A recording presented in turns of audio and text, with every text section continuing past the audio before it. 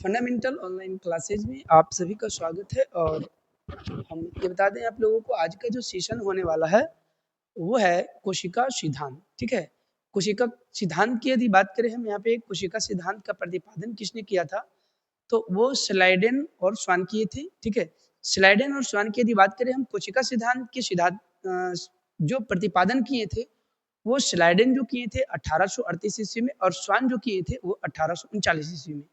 ठीक है, हमने क्या बताया, कोशिका सिद्धांत का प्रतिपादन किसने किया, तो स्लाइडेन और स्वान। स्लाइडेन कब किए, तो स्लाइडेन जो है कोशिका सिद्धांत के प्रतिपादन 1838 ईस्वी में और स्वान 1839 ईस्वी में, याद रखिएगा।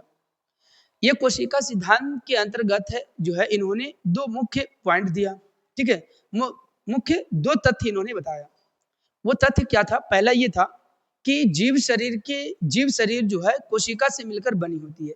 मतलब जितने भी प्रकार के जीव होते हैं वो सारे के सारे जीव कोशिका से मिलकर बने होते हैं। ठीक है, कोशिका किसको कहेंगे, तो जीव शरीर के सबसे छोटी इकाई कोशिका होती है। और इन्हीं कोशिकाओं से क्या होता है, सभी प्रकार के जीव क्या होते हैं, बने होते हैं। ठीक है, सभी जीवों का शरीर कोशिकाओं से बना होता है, जैसे कि आप यहाँ देख पा रहे हैं इस प्रकार से। जैसे कुछ सूक्ष्म जीव हो या पौधे हो या मनुष्य हो या कोई यानी बड़ी जानवर हो, ये सारा के सारा क्या होते हैं, कोशिका से मिलकर बने होते हैं। ठीक है, दूसरा में इन्होंने बताया कि सभी उपापचयी क्रियाएं जो होती है वो कोशिका में होती है। कहाँ होती है, कोशिका में होती है। सारा की सारा जो सभी उपापचयी क्रियाएं जो होती है वो कहाँ होती है, कोशिका में होती है। आखिर ये उपापचयी क्रिया होता क्या है, जैसे कि आप समझिएगा, यहाँ पे हो गया ये पोषण हो गया, ठीक है, या शोषण हो गया, या उत्सर्जन हो गया, वृद्धि हो गया, प्रजनन हो गया, इसी को हम लोग जनन, ठीक है, कह सकते हैं। तो पोषण, शोषण, उत्सर्जन, वृद्धि, जनन, ये सारी क्रियाएं जो है उपापचयी क्रिया कहलाता है। और ये सारी क्रियाएं, उपापचय की क्रियाएं जो है कहाँ होती है, कोशिका के भीतर होती है। कहाँ होती है, कोशिका के भीतर होती है। ठीक है, आगे बढ़ते हैं। कोशिका सिद्धांत के महत्वपूर्ण संशोधन। ठीक है, कोशिका सिद्धांत के महत्वपूर्ण संशोधन, ये चीज किसने दिया था, तो ये जो देने वाले व्यक्ति थे जिनका नाम था आर बर्चाउ। ठीक है, क्या नाम था, आर बर्चाउ। इनको हम लोग पूरे तरीके से ऐसे रुडोल्फ विर्चो कहीं कहीं लिखल मिलता है, या रुडोल्फ वर्चाओ भी इनको कहा जाता है। इन्होंने 1855 ईस्वी में क्या किया, जो कोशिका सिद्धांत दिया गया था उनमें एक संशोधित करके एक नया पॉइंट इन्होंने जोड़ा। और उसके अंतर्गत इन्होंने बताया कि जो नई कोशिका की उत्पत्ति होती है, नई कोशिका की जो उत्पत्ति होती है वो पहले से मौजूद कोशिका से होती है। ठीक है, पहले से मौजूद कोशिका से क्या होती है, नई कोशिका की उत्पत्ति होती है। डी बैरी एवं सुल्ज, अगली बात करने जा रहे हैं डी बैरी एवं सुल्ज की।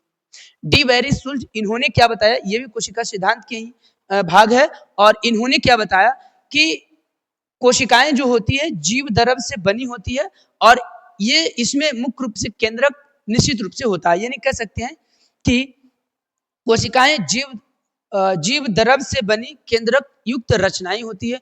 यानी कि कोशिका जो होती है उसमें जीव द्रव होता है और उसके सेंटर वाले भाग में क्या होता है, केंद्रक होता है।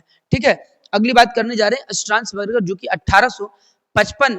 1884 ईस्वी में इन्होंने क्या बताया कि ये जो केंद्रक होते हैं इन्हीं से क्या होता है, वंशानुगत होता है। वंशानुगत कहने का मतलब है कि माता पिता के जो लक्षण होता है वो उनके संतानों में जाता है। ठीक है, जैसे पीढ़ी दर पीढ़ी, माता पिता, उनके बच्चे, फिर उनके बच्चे, फिर उनके बच्चे, इस तरीके से क्या होता है, वंशानुगत लक्षणों का क्या होता है, स्थानांतरण होता है। जैसे कि यहाँ पे बताया गया है कि इन्होंने खोजा कि केंद्रक जो है पैतृक लक्षणों को अगली पीढ़ी में स्थानांतरित करता है।